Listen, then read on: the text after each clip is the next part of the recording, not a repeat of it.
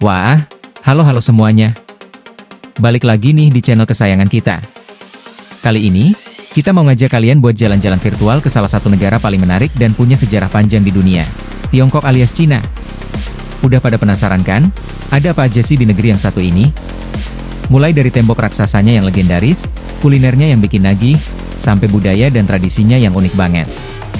Pokoknya, siap-siap ya, karena kita bakal ngupas tuntas semua hal seru tentang Cina buat kalian. So, buat kalian yang udah nggak sabar pengen tahu lebih banyak, langsung aja tonton video ini sampai habis ya. Jangan lupa siapin cemilan biar makin asik nontonnya. Let's go! Negara Cina adalah sebuah negara yang sangat besar dan beragam, dengan sejarah yang panjang dan budaya yang kaya. Berlokasi di Asia Timur, Cina memiliki luas wilayah yang sangat besar dan berbatasan dengan banyak negara. Ibu kota Cina adalah Beijing, yang juga merupakan pusat politik dan budaya negara ini. Bahasa resmi Cina adalah Mandarin, yang digunakan oleh sebagian besar penduduk negara ini. Cina memiliki populasi yang sangat besar, dengan lebih dari 1,4 miliar penduduk. Negara ini juga memiliki ekonomi yang sangat kuat, dengan GDP yang terus meningkat setiap tahunnya. Cina memiliki banyak landmark yang ikonik, seperti Tembok Besar Cina dan Kota Terlarang, yang merupakan simbol sejarah dan budaya negara ini. Selain itu, Cina juga memiliki keindahan alam yang luar biasa, seperti pegunungan Himalaya dan Sungai Yangtze. Sekarang kita bahas sejarah kemerdekaan Tiongkok nih. Jadi gini ceritanya bro. Dulu banget, Tiongkok itu diperintah sama kaisar-kaisar dari berbagai dinasti. Bayangin aja, udah ribuan tahun gitu sistemnya. Tapi, lama-kelamaan, kekaisaran ini mulai goyah. Apalagi pas bangsa-bangsa barat pada datang bawa kapal perang dan teknologi canggih di abad ke-19. Mereka kayak ngetop pintu Tiongkok dengan paksa buat dagang dan bikin wilayah kekuasaan sendiri. Wah, kacau deh pokoknya. Nah, dari situ mulai muncul gerakan-gerakan yang pengen Tiongkok ini kuat lagi, gak diinjak-injak bangsa lain. Ada yang pengen modernisasi ala barat, ada juga yang pengen balikin kejayaan kekaisaran yang dulu. Pokoknya, situasinya rame banget kayak pasar malam. Puncaknya sih pas awal abad ke-20. Kekaisaran Qing yang udah lemah banget akhirnya tumbang di tahun 1911 lewat revolusi Xinhai. Habis itu, Tiongkok jadi republik, tapi ya gitu deh, langsung muncul banyak jenderal perang yang pada rebutan kekuasaan. Negara jadi nggak karuan, perang saudara di mana-mana. Di tengah kekacauan itu, muncul dua kekuatan besar, Partai Nasionalis, Kuomintang, yang dipimpin Chiang Kai-shek, dan Partai Komunis Tiongkok, PKT, yang dipimpin Mao Zedong. Awalnya sih mereka sempat kerja sama buat ngusirin para jenderal perang, tapi lama-lama jadi musuhan beneran. Perang saudara antara nasionalis dan komunis ini berlangsung sengit banget, bahkan sempat jeda sebentar pas Jepang nyerbu Tiongkok di Perang Dunia Kedua. Setelah Jepang kalah di tahun 1945, Perang Saudara Jilid 2 pun pecah lagi. Nah, di sini nih titik pentingnya. Setelah perjuangan yang panjang dan berdarah-darah, akhirnya PKT berhasil menang. Pada tanggal 1 Oktober 1949, Mao Zedong dengan lantang memproklamasikan berdirinya Republik Rakyat Tiongkok di lapangan Tiananmen, Beijing. Jadi, gitu deh ceritanya, bro. Kemerdekaan Tiongkok itu nggak datang tiba-tiba, tapi lewat perjuangan panjang ngelawan penjajah asing, perang saudara, dan akhirnya berdiri jadi negara yang kita kenal sekarang. Lumayan panjang juga ya perjalanannya. Gimana? Udah kebayangkan sekarang? Geografi Cina sangat beragam dan luas, dengan berbagai jenis lanskap dan iklim yang berbeda-beda. Dari pegunungan Himalaya di barat hingga pantai-pantai yang panjang di timur, Cina memiliki keindahan alam yang luar biasa. Cina memiliki banyak sungai besar, seperti Sungai Yangtze dan Sungai Kuning, yang merupakan sumber air utama bagi penduduk negara ini. Selain itu, Cina juga memiliki banyak danau besar, seperti Danau Qinghai dan Danau Tai. Pegunungan Himalaya di barat Cina merupakan salah satu pegunungan tertinggi di dunia, dengan puncak-puncak yang menjulang tinggi dan pemandangan yang spektakuler. Sementara itu, dataran Cina Utara merupakan daerah yang subur dan padat penduduk, dengan banyak kota besar dan pusat ekonomi. Cina juga memiliki gurun pasir yang luas, seperti Gurun Gobi, yang merupakan salah satu gurun pasir terbesar di dunia. Selain itu, Cina juga memiliki banyak pantai yang indah, seperti Pantai Hainan dan Pantai Qingdao. Dengan geografi yang begitu beragam, Cina memiliki banyak potensi alam yang dapat dimanfaatkan untuk meningkatkan kesejahteraan penduduknya. Namun, Cina juga menghadapi banyak tantangan lingkungan, seperti polusi udara dan air, yang perlu diatasi untuk menjaga keindahan alam negara ini. Cina adalah negara yang sangat besar, dengan luas wilayah yang mencapai sekitar 9,6 juta kilometer persegi. Ini menjadikan Cina sebagai negara ketiga terbesar di dunia dalam hal luas wilayah. Cina memiliki perbatasan dengan banyak negara, termasuk India, Nepal, Bhutan, Myanmar, Laos, Vietnam, Korea Utara, Rusia, Mongolia, Kazakhstan, Kirgistan, Tajikistan, Afghanistan, dan Pakistan. Perbatasan Cina dengan negara-negara tetangga ini memiliki panjang total sekitar 22.000 km. Perbatasan Cina dengan India merupakan salah satu perbatasan yang paling kompleks dan sensitif, dengan sengketa wilayah yang masih belum terselesaikan. Sementara itu, perbatasan Cina dengan Rusia merupakan salah satu perbatasan terpanjang di dunia, dengan panjang sekitar 4.200 km. Dengan luas wilayah yang begitu besar dan perbatasan dengan banyak negara, Cina memiliki peran penting dalam politik dan ekonomi regional dan global. Cina juga memiliki banyak potensi alam dan sumber daya manusia yang dapat dimanfaatkan untuk meningkatkan kesejahteraan penduduknya. Perempuan Cina dikenal karena kecantikan mereka yang alami dan elegan.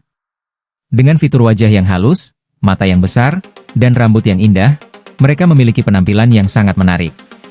Banyak perempuan Cina yang memiliki kulit yang halus dan putih, serta senyum yang manis dan hangat. Mereka juga dikenal karena keanggunan dan kesederhanaan mereka dalam berpakaian, dengan banyak yang memilih untuk mengenakan pakaian tradisional seperti cheongsam atau kipao. Perempuan Cina juga dikenal karena kecerdasan dan ketekunan mereka, dengan banyak yang menjadi pemimpin dalam berbagai bidang, seperti bisnis, politik, dan seni. Mereka juga memiliki peran penting dalam melestarikan budaya dan tradisi Cina, dengan banyak yang menjadi ahli dalam bidang seperti kaligrafi, lukisan, dan musik.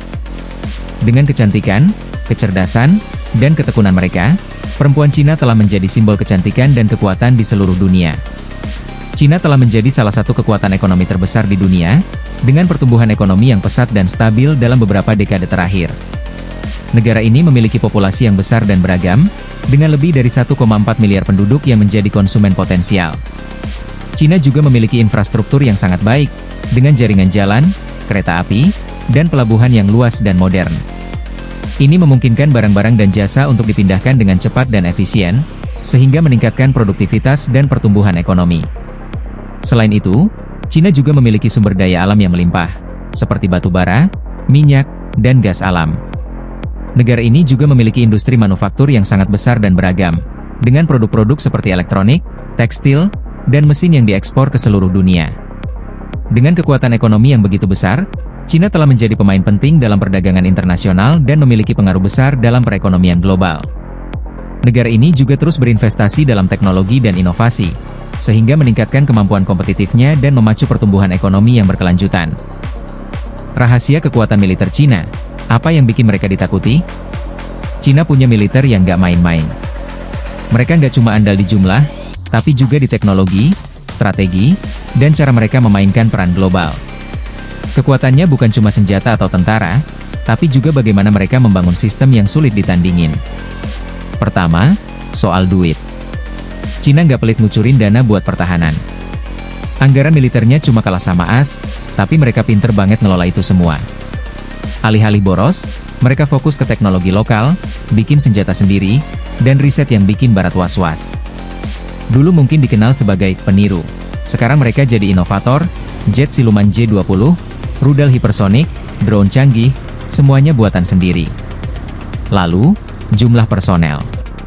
PLA punya sekitar 2 juta tentara aktif, belum lagi pasukan cadangan dan paramiliter yang siap dikerahkan kapan aja. Tapi yang bikin beda, pelatihan mereka keras dan doktrinnya terus diperbarui. Mereka nggak cuma siap perang konvensional, tapi juga perang di dunia maya, perang elektronik, bahkan perang psikologis. Unit-unit cyber mereka terkenal ganas, bisa bikin negara lain kebobolan tanpa perlu tembakan. Selain itu, industri pertahanan Cina mandiri banget. Mereka nggak mau tergantung sama negara lain, makanya perusahaan-perusahaan pertahanan dalam negeri mereka, kayak Norinco atau Avik, dipaksa bisa produksi semuanya sendiri.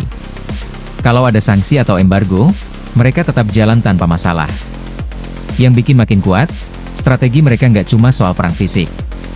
Diplomasi, ekonomi, dan pengaruh global dipakai buat memperkuat posisi militer.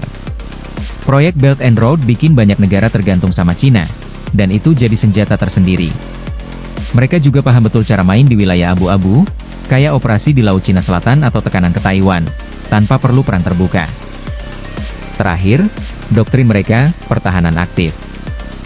Artinya, mereka nggak akan nyerang duluan, tapi siap balas dendam dengan kekuatan penuh kalau dirasa terancam. Rudal-rudal nuklir mereka disimpan rapi, kapal induk dikembangkan, dan kemampuan anti-satelit dipersiapin buat skenario terburuk. Jadi, kekuatan militer Cina bukan cuma soal senjata atau tentara. Tapi kombinasi dari uang, teknologi, strategi licin, dan kemandirian yang bikin mereka susah dikalahin. Mereka main jangka panjang, dan itu yang bikin banyak negara, termasuk AS, selalu waspada. Asik, sekarang mau ngobrolin salah satu keunikan budaya Tiongkok nih. Banyak banget sebenarnya yang seru, tapi kali ini kita bahas soal opera Peking aja ya. Kedengerannya mungkin agak formal gitu, tapi aslinya ini tontonan yang pecah banget. Bayangin deh, di atas panggung ada orang-orang yang dandanannya super heboh. Mukanya dicat warna-warni dengan motif yang punya arti masing-masing. Kostumnya juga wah banget, penuh bordiran dan gemerlap. Terus, mereka nggak cuma akting, tapi juga nyanyi dengan suara yang khas banget, kadang tinggi melengking, kadang kayak lagi ngobrol biasa, tapi tetap ada nadanya. Belum lagi gerakan-gerakan mereka yang penuh simbol, kayak lagi nari tapi juga kayak lagi silat gitu. Nah, yang bikin opera Peking ini unik tuh bukan cuma visualnya yang cetar membahana, tapi juga ceritanya yang biasanya diambil dari kisah-kisah legenda, sejarah, atau cerita rakyat Tiongkok zaman dulu. Jadi, sambil nonton, kita juga kayak lagi belajar sejarah atau nilai-nilai budaya mereka. Terus, musiknya juga nggak kalah seru. Ada perpaduan alat musik tradisional Tiongkok kayak erhu, biola gesek, gong, dan perkusi lainnya yang bikin suasana makin dramatis. Kadang bikin tegang, kadang bikin sedih, pokoknya emosinya dapet banget deh. Dulu, opera Peking ini jadi hiburan paling populer di kalangan istana maupun rakyat biasa. Bahkan, katanya sih, para kaisar juga demen banget nontonin. Sekarang, meskipun udah banyak hiburan modern, opera Peking tetap dilestarikan dan dianggap sebagai salah satu warisan budaya Tiongkok yang paling berharga. Jadi, intinya sih, opera Peking ini bukan cuma sekadar tontonan, tapi juga perpaduan seni peran, musik, tari, kostum, dan cerita yang udah ada dari ratusan tahun lalu. Sekali nonton, dijamin deh langsung ngerasain kekayaan budaya Tiongkok yang benar-benar unik dan gak ada duanya. Seru kan? Oke guys, itu dia tadi sedikit obrolan kita tentang negara Tiongkok yang super keren dan penuh kejutan ini. Dari sejarahnya yang panjang banget sampai kebudayaannya yang unik dan bikin takjub, emang gak ada habisnya deh kalau ngomongin Cina. Semoga video ini bisa nambah wawasan kalian dan bikin kalian jadi makin penasaran sama negeri tirai bambu ini ya. Jangan lupa buat like, komen, dan subscribe biar kalian gak ketinggalan konten-konten seru lainnya dari kita. Kalau kalian punya pengalaman unik atau fakta menarik lainnya tentang Cina, langsung aja tulis di kolom komentar ya. Siapa tahu kita bisa lanjutin obrolan seru ini di sana. Sampai ketemu di video berikutnya. Zai Jian.